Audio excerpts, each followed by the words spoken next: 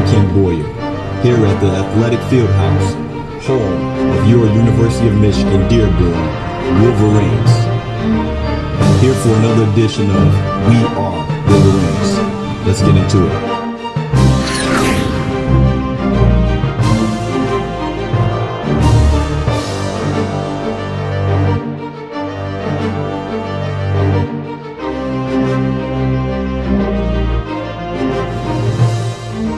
Volleyball teams return home this week for Staff Appreciation Night this Wednesday at 7 o'clock versus Madonna University.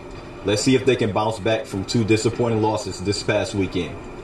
As you can see behind me, it's open ice right now at the University of Michigan-Dearborn Ice Arena. But the Wolverines have a busy week this Thursday and Friday as they take on Adrian College on Thursday and Mercyhurst on Friday. The puck tees off at 7 for both of these events. Make sure you come out and support your University of Michigan-Dearborn Wolverines. Basketball season is just around the corner, and the University of Michigan men's basketball team will be hosting an alumni game October the 25th, pitting the new Wolverines and the alumni against one another as one of two exhibition games for this upcoming season. We're joined now by Coach John Maxson, the head basketball coach for the Michigan-Dearborn Wolverines. Coach, what are you most looking forward to this year, being the first year that you can call yourself the Wolverines? Well, I think I'm looking forward to the fact that we have 12 new bodies to kind of make this transition with. So there's not a whole lot of convincing them that we are something other than what we say we are. The majority of the team will be their first time taking the floor, and they'll be Wolverines, and that's all they'll ever think that they were. So it's it's kind of a fresh start for us as a program, and I think it gives some energy to the guys that have been here for a couple of years that are coming back to see all the excitement around campus and the We Are Wolverines promos everywhere. It makes them feel good that their efforts are not going unnoticed.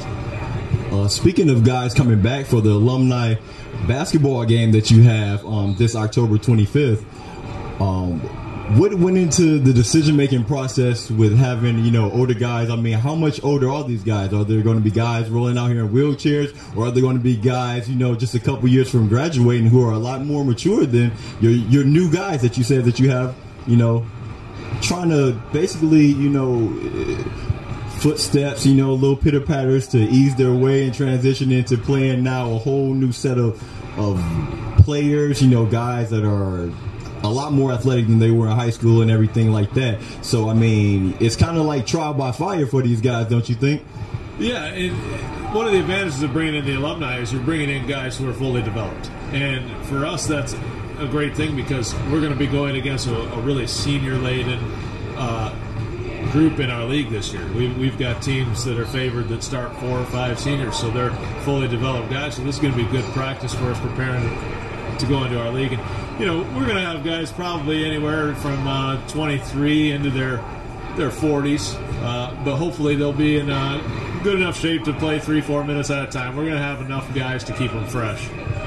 Now, that's your first exhibition game that you guys are going to get into. Now, how do you feel that will help you guys stack up better with Grand Valley State? Do they tend to be a typical physical sort of team, or a team that likes to get up and down the court, that is going to take a lot of those young legs that have been, through a little bit of pounding starting off in the first exhibition game? Yeah, I think we've been through kind of this exhibition routine before. Last year we played Eastern Michigan. So getting ready for Saginaw Valley is really going to be it's going to be a matter of us figuring out what style we want to play, and we're implementing a style that's going to keep us in games a little bit longer.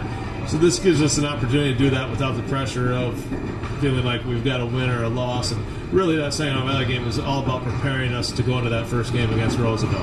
And hopefully, Saginaw Valley will be able to speed it up enough that it makes it a little bit uncomfortable for us, so that when we take the floor for real against Roosevelt, the game slows down. And that's what we want to do for those young guys, to slow the game down. So how do you feel like a lot of these young guys are coming along? I know you've only had a few practices with these guys, but who are some of the young guys who've jumped out for you early on, who you think they're going to be able to help you contribute, to success this upcoming season? Well, first and foremost, we return a guy who started 22 games for us when he was here as a sophomore 2 years ago. And then he did his internship last year, and that's Balazs Jahaz. And he's going to give us some post depth. Last year we were really thin in the post. We only really had one true center. So Balazs comes in and solidifies that position for us. We also bring in Marcus Tillman Cornet, who's a transfer from Northern Michigan who had to sit out last year and who his teammates voted the captain. So that's going to mean a lot for us to have those two guys on the floor. And then we've got some incoming freshmen, Nathaniel Packwood, whose brother played for a while in this league, so he kind of knows what to expect and what the battles will be like. Gage Throgmorton and Brandon Cole have both been really impressive early on. So, and Nick Wallace adds a lot of energy, so we're excited to see what they can do. They're a lot longer than the lineups we put out on the floor in the last 2 years. Sound like you have a lot of guys to mention, but we're going to start off with the transfer from Northern Michigan. I mean, that says a lot for a guy transferring in first year to be named captain right away. What are some of those intangibles that he's shown you? Obviously he's shown his teammates, but that he showed you, to allow you to be able to trust him, in taking his team forward. Well, he's shown me. I've known Marcus now for probably 6 years. We competed against each other when I was coaching at the high school level, and he was playing at Lincoln Park. And he was a guy that always stuck out to me on film as being the guy who did the little things for them to win. He won 3 straight district titles when he was in high school, so he's a winner. And then, off the floor, he's a great young man. He makes sure that all of his business gets taken care of first, and basketball comes second. So I know that his priorities are in order for him, and that makes it really easy to give him the keys to the car. Wow, sounds great. So, I mean, academic standards are something that are very important at the University of Michigan-Dearborn. I mean, it's great to hear that these guys are both guys of quality, guys of academic excellence, as well as, leaders on the floor and off the floor. So it sounds like you have some really good guys to work with. Now, what is a realistic expectation for this upcoming season? Do you see this as a team that can break through and really turn some heads, or do you see this as a bit of a maturation process, sort of a still in progress sort of team that'll be dangerous in a few years or so? Well, I think it's a little bit of both of what you said. Our goal has been, since we took the floor in August, to make the tournament in the WAC. That's something we haven't done the last 2 years. So it's a baby step, and it's one of those things that if we accomplish that goal, then we can kind of turn our energies on what might be next for this young group. And if they make that tournament, hey, anything goes in a one-and-done situation. And that's really what we want to get them in, so that moving forward, they are able to have that experience. So as they progress to be juniors and seniors, they'll have a lot more success. Well, thanks a lot, Coach. I hope to talk to you again on another edition of We Are Wolverines. Ken Boyer for now, sending to the studios. The football team was on the road this past weekend at State College to battle the Nittany Lions of Penn State. For more detailed analysis on that game, join me right now on the set with Bryce Moss for the Boyer to Moss Connection. Welcome to the Boyer to Moss Connection. I'm your host, Ken Boyer, alongside me, Bryce Moss, here to discuss the Michigan Wolverines falling at the hands of the Penn State Nittany Lions. 43-40 in 4 overtimes, Bryce. They couldn't get it right in 4 overtimes.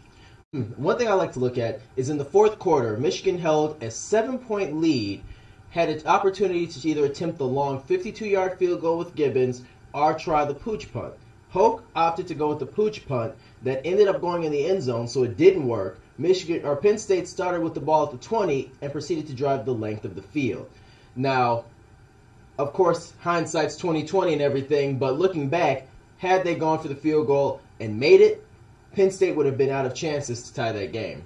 I feel like the decision early on, and really since the beginning of the season, Brady Hoke's philosophy of running the football, trying to be an old school ground and pound, 3 yards in the cloud of dust type of offense, and you're not able to do that. I mean, you're pulling out walk-ons, for God's sakes. I mean, Joey Brzezinski got in for Chris Bryant, who got injured.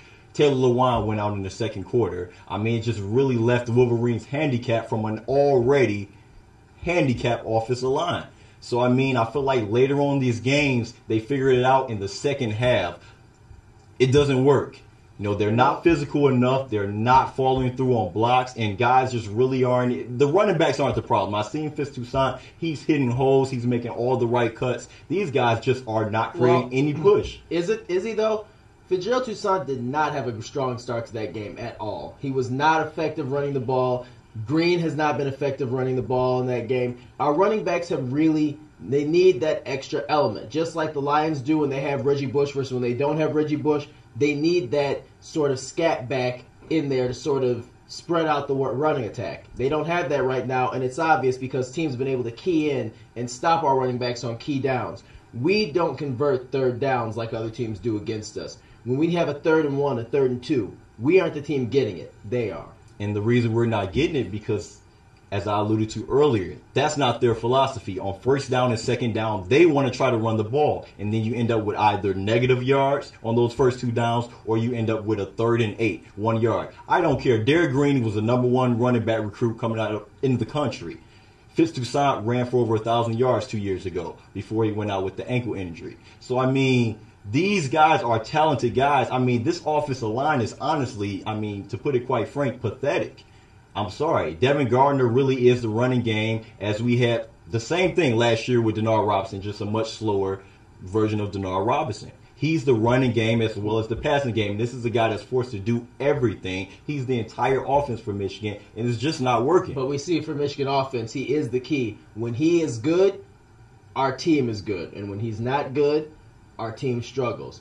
Defensively, we are really hurting not having Jake Ryan back in there because we cannot make the key stops. More often than not, teams are able to convert the key 3rd downs. They're able to convert the long yards. And our defensive backs don't seem to understand how to disrupt the wide receivers and break them out of their routes early enough. And that's how you have a guy like Robinson get open to make big plays against our defense. I think that's a product of what takes place in practice. Because as you said, the Lions aren't physical. The Lions, offensively and defensively, create no push, create no working room for either the receivers to get open and have time to, and Devin Gardner have time to make passes to those guys, or the defensive line don't create enough time and the opportunity in chaos for the secondary. That's another thing that you're seeing the Michigan Wolverines secondary getting just absolutely burnt out. And these guys know they have no confidence. And Greg Madison, you can see from the defensive schemes, he had these guys playing 10, 15 yards off as Rich Rodriguez did when they had no talent. But these are talented guys. I mean, you talk about a surefire pro in Blake Countess. And we're talking about, you talk about no confidence and being burnt out. The fact is our offense is not holding on to the ball. Like you said, because we can't run, we aren't sustaining long drives, and our defense, after watching our offense goes 3 and out, only has a minute and a half break, and they're right back out there again. Exactly. We need to be able to find a way to sustain drives. And like you said, that does come down to our running back play and our offensive line, which right now is sorely lacking. We have a talented defense in our starters. Everybody else is too young. They're too young to really understand how to play. And this is the problem we talked about. We said when Michigan got into Big Ten play, how are they going to do? We looked at teams like Akron, Connecticut.